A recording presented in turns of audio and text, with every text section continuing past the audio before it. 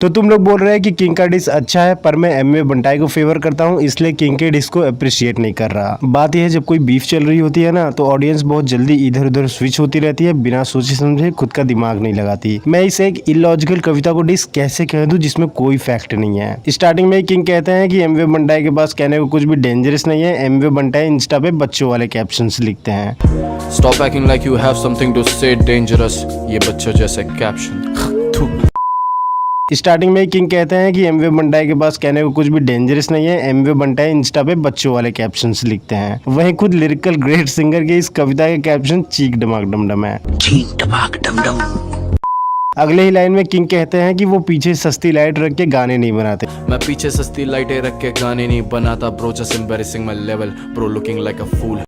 अगले ही लाइन में किंग कहते हैं कि वो पीछे सस्ती लाइट रख के गाने नहीं बनाते। ये बात किंग इसलिए बोल रहा है क्योंकि लेबल उनको गाने बनाने के पैसे देता है। जब किंग एमवे बंटाई के जैसे इंडिपेंडेंट होके अपने पैसे से गाने बनाते थे तो लाइट्स का छोड़ो, इनके पास खुद के मुंह पे मेकअप करने के पैसे नहीं होते थे। आज किंग लेबल के पैसे कूद रहे, जबकि सस्ती लाइट्स वाली बात किंग अपने किन फैंस को बताने के लिए बोल रहे हैं, मुझे समझ नहीं आ रहा। किंग को इस बीफ में मोस्टली कृष्णा के फैंस सपोर्ट कर रहे हैं, और कृष्णा के फैंस को सस्ती लाइट्स के बारे में तो मत ही बताओ, क्योंकि कृष्णा के फैंस को अच्छी तरह याद है एमवे बंटाई ने गेस्ट ट्रैक में किस ब्रांड के कपड़े का पोछा बनाया था, सिर्फ 3 दिन के डिस ट्रैक में। इसके बाद किंग कहते हैं कि तेरी बीकेपी को आता नहीं लिखना। हाल ना होता अगर तुम मुझसे पढ़ते स्कूल, तेरी बीकेपी को आता नहीं लिखना, दैट्स सो ट्रू।